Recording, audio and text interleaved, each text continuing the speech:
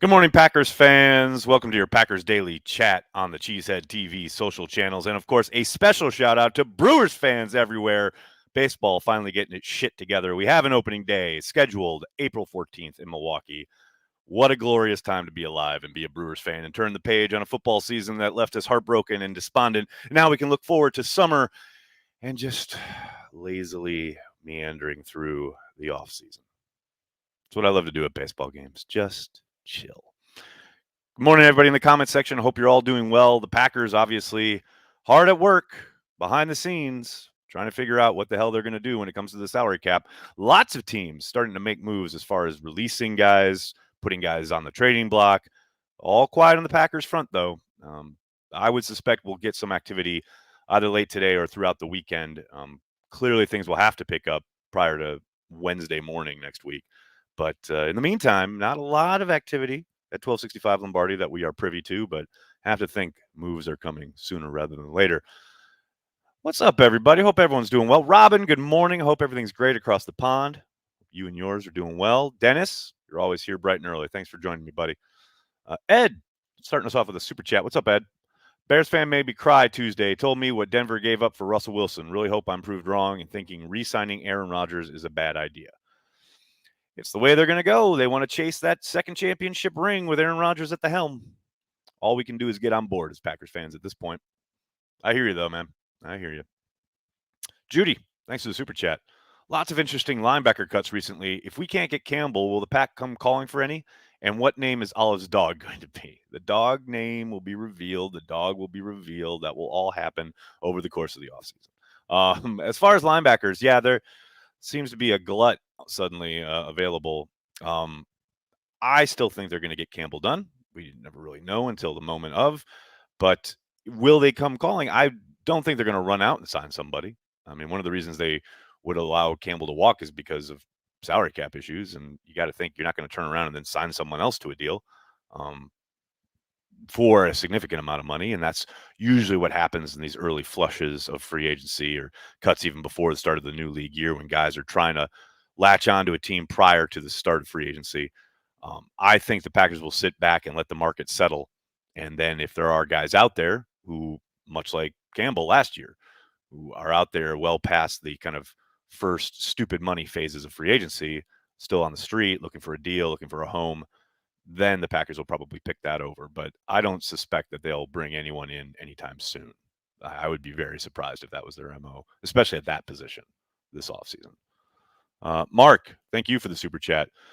Wonder what the holdup is with 12's contract. You assume short or long term? Yeah, who knows? I mean, for Aaron, it could just be like trying to give Devontae as much cover as possible before the start of the new league year.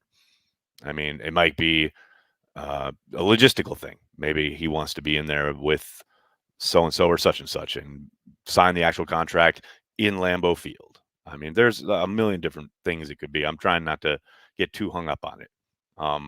I do know, though, the longer it drags on, the more interesting it gets as we get closer to next Wednesday. Because if he doesn't sign it, I mean, supposedly he's agreed to those terms, but if he doesn't sign it by next Wednesday, that cap hit is like 40 plus million. It's going to make Russ Ball's going to have to do some dancing. But I think it'll get done. Jeff, thanks for the super chat. I'd love to see the Packers take a look at Badger linebacker Chenal, nonstop motor. Chenal, I think I pronounced that wrong. Yeah, I know people love him. I haven't watched a whole lot of his game. You guys know I don't watch a ton of college football. The flashes that I've seen look promising, but you know how the Packers are. They're gonna take lots of people that no one had pegged going to the Packers, and everyone's gonna complain, and we'll be on our merry way. That's a rite of passage every spring, come draft time.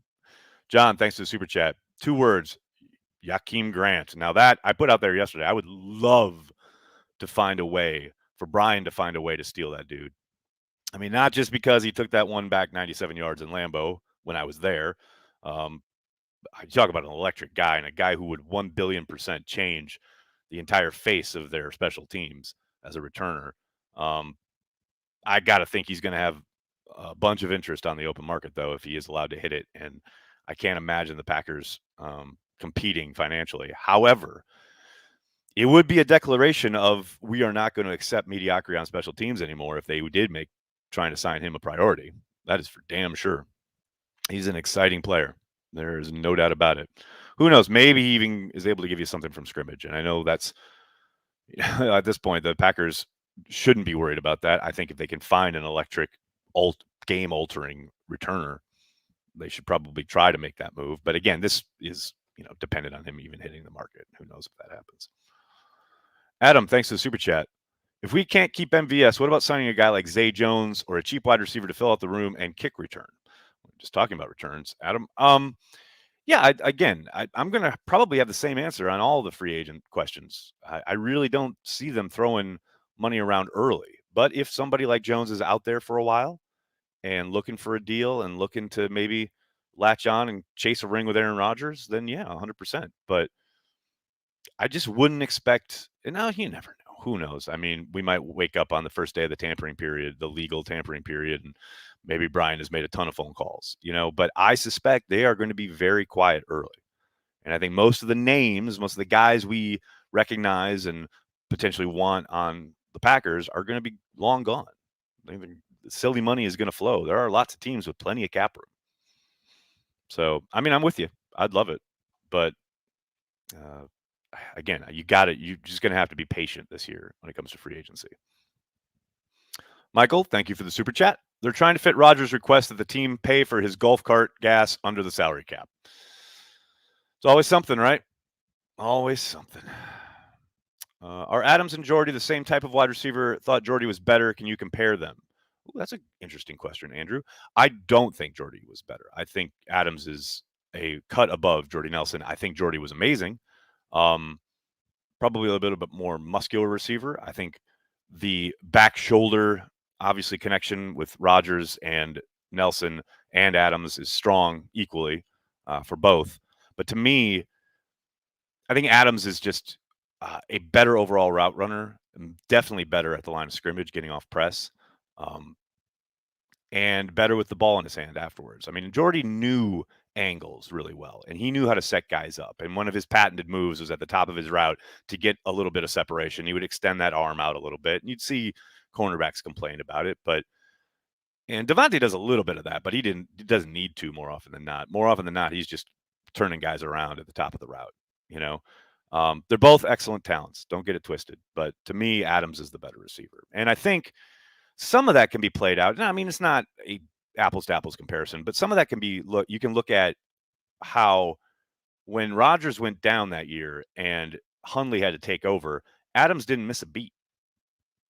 Jordy really struggled. And I'm not, I get like different reads, like who's the number one, what are they being asked to do, etc. But Jordy fell off the map production-wise, whereas Devontae just kept ticking. So I think that is a window into it doesn't matter who's throwing the ball, doesn't matter who's manned up, doesn't matter what coverage you're playing. Adams is going to produce, and Adams is going to work, and he is upper echelon. And I love Jordy. Do not get it twisted. I think Jordy was amazing. Excellent receiver. But Devontae's in the conversation with Sterling Sharp in a way Jordy never was. Yeah, that's my take. I'm sure people have issues and quibble with it. No, what am I talking about? This is the internet. This will be greeted with calm, reasoned responses, I'm sure. Marcus, thanks for the super chat. Nags, this puppy should definitely keep you out of the nursing home. Also, that Obi-Wan trailer looks so sick. Can't get past episode 2 to Boba Fett without falling asleep. Yeah, I mean, the Obi-Wan trailer is definitely the beginning of the apology tour for the Book of Boba Fett. No question about it. I'm beyond excited for the Obi-Wan series. Holy Toledo. I can't wait. The puppy keeping me out of the nursing home. We'll see. It'll keep me out of the nursing home or drive me into it quicker. We'll see. But it'll get me out of the house a lot, so that's good. Judy, thanks for the super chat. I'm just happy I can be live at Cheeseheads every Friday. Judy, we're happy to have you. Thanks so much for joining us. I hope you're going to have a great weekend, whatever you're doing, whatever you're up to.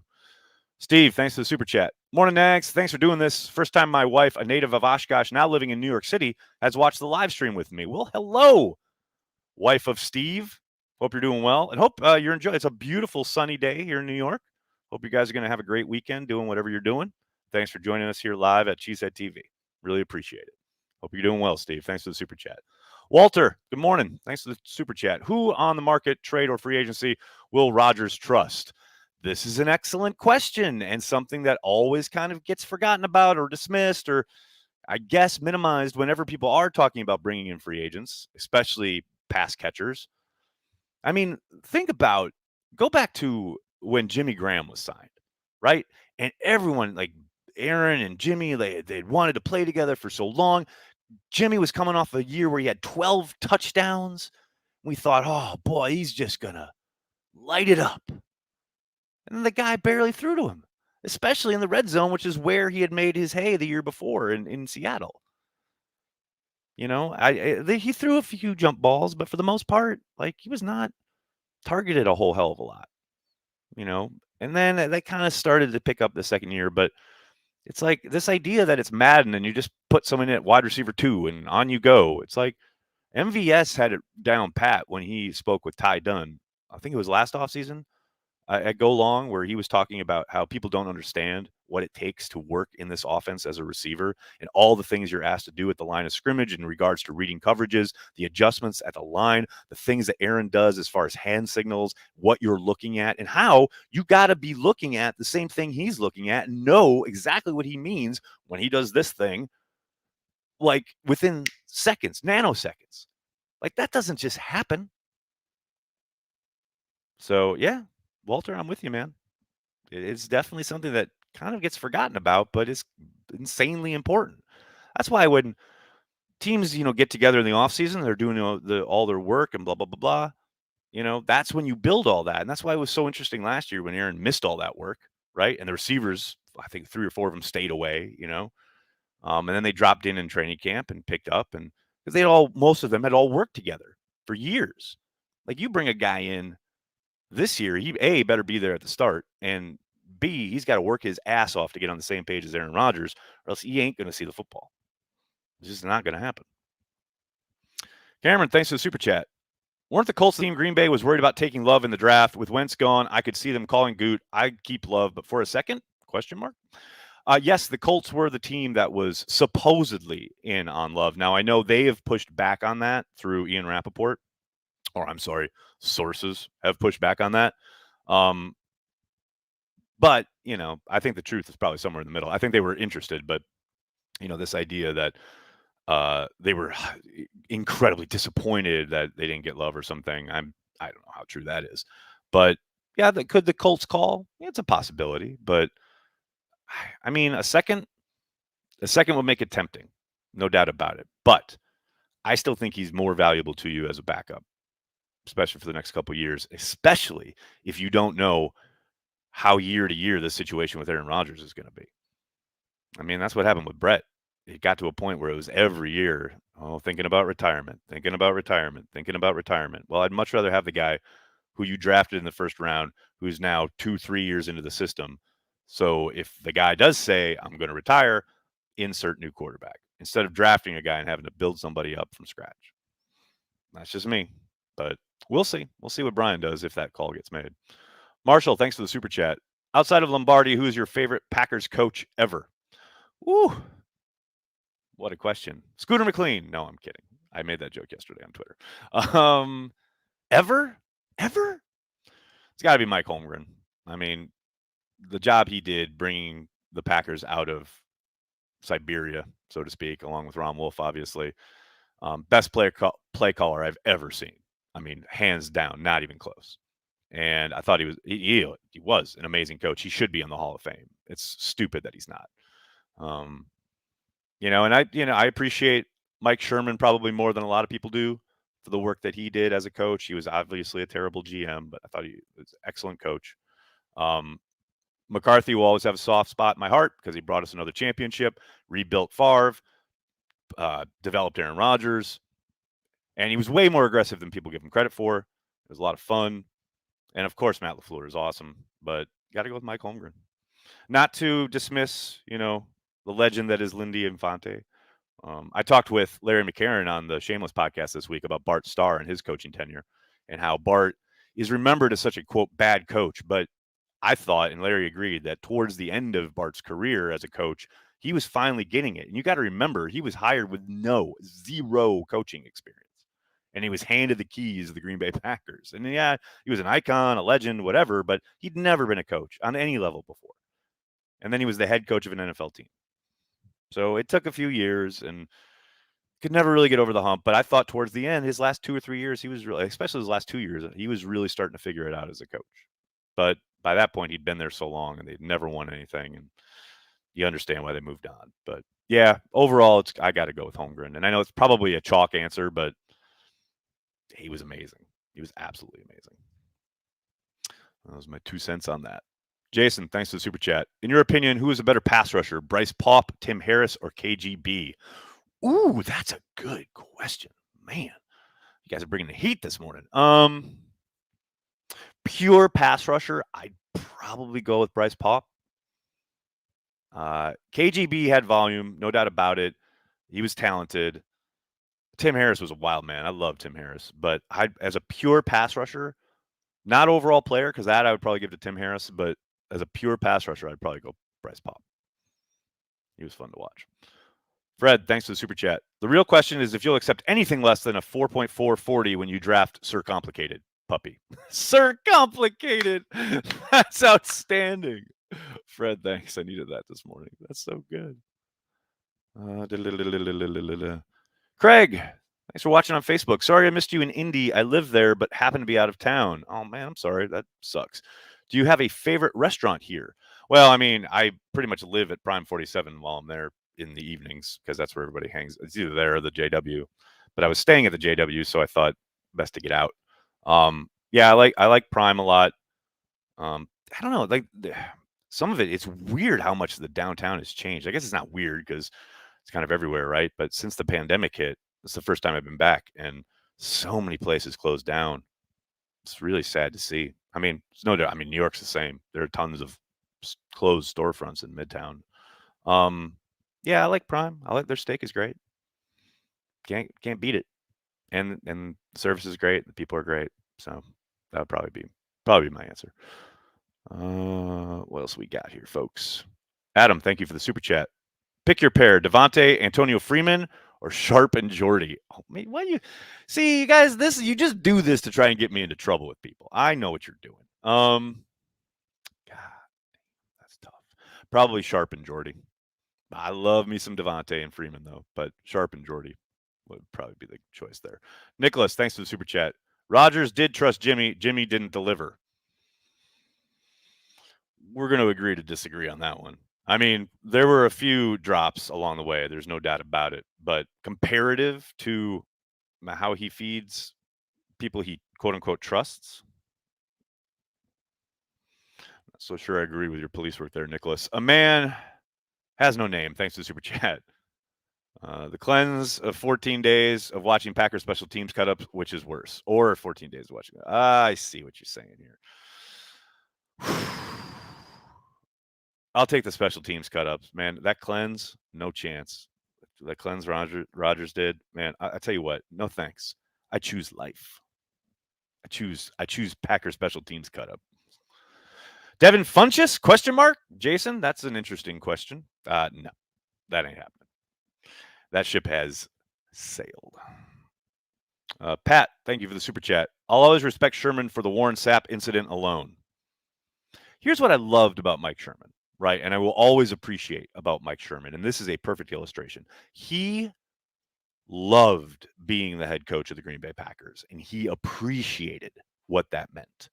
The man grew up with copies of the Vince Lombardi on Football books, volume 1 and 2, that he would read at night when he was supposed to be asleep, and his mom would catch him with the flashlight, blah, blah, blah. Like, he was obsessed with the idea of Green Bay Packers football because of Vince Lombardi. That was like one of his idols, etc. So he really appreciated it. And that incident is a perfect example of how his team and his guys were never going to come second to anybody else.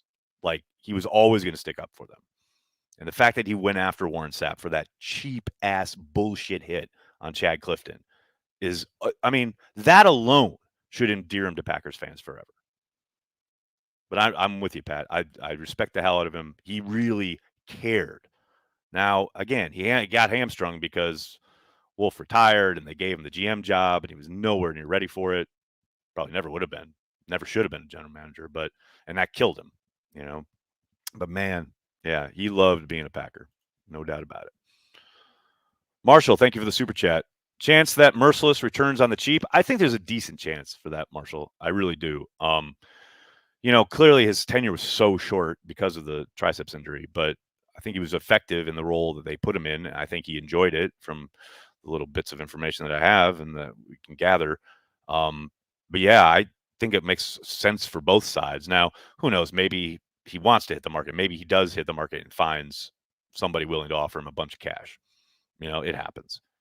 And then he goes and does that. That's entirely possible. But I suspect he would like to come back and try one more year in Green Bay. We'll see. But I think he was effective even at his age with what he was asked to do by the Packers. Teddy, worst coach ever. If you're talking about Mike Sherman, you have no idea what you're talking about, and you must be 12 years old. The injury Clifton sustained, you only see in bad car wrecks. Yeah, that shit was horrific. Steven, this is such a funny question. Is Matt LaFleur Wisconsin enough for this fan base? Personally, I believe he should lose the eyebrows, gain 45 pounds, and develop a nasty whiskey habit. Thoughts? I assume you're kidding. I think this is tongue in cheek. Matt is great. I love Matt. He's phenomenal. What I love about Matt is he is all ball. He is just a ball coach through and through. Doesn't really worry about much else in life. He is all football all the time. That's Wisconsin enough for me. It's all good, man. I don't care what he looks like. If he's coaching ball and he's all in, bring it. That is what matters. It's been silent since Adam's been tagged. John, it's been like 3 days. Chill. It's going to be okay. I know in this Twitter world, in this online world, when we see headlines coming across the screen at every other minute, but things are happening, right? All over the world, not just in football, but and then when the Packers don't do anything, everyone's like, oh, they're so slow. It's like, doesn't mean stuff's not happening. Doesn't mean they're not working. Doesn't mean things aren't being considered and or proposed and hashed out, etc. But, patience, young Jedi. Patience, young Padawan. It'll happen. Trust me. All right, everybody, I'm going to have to get going. I can't thank you enough for hanging out, talking Packers each and every day, Monday through Friday, right here on the Cheesehead TV social channels. Please do me a monster favor. Hit like on the video. Subscribe to the channel. And speaking of the channel, I put up a video last night kind of giving a sneak peek at the 2022 NFL Draft Guide at Cheesehead TV. I gave a little look at what last year's guide looked like so you know what to expect if and when you order one. You can do so right now. The link to buy one will be in the description of this video when I'm done. It's also on like I said, on the channel. There's a video up kind of explaining what it is and what it's all about. We've been doing it for 12 years. People really seem to love it. $12.99 at cheeseheadtv.com. Like I said, link will be in the description. Hit like, hit subscribe, tell your friends, tell your family. Cheesehead TV. We are devoted to Green Bay Packers fans worldwide. Thanks a lot, everybody. Have a great day. Go Pack Go.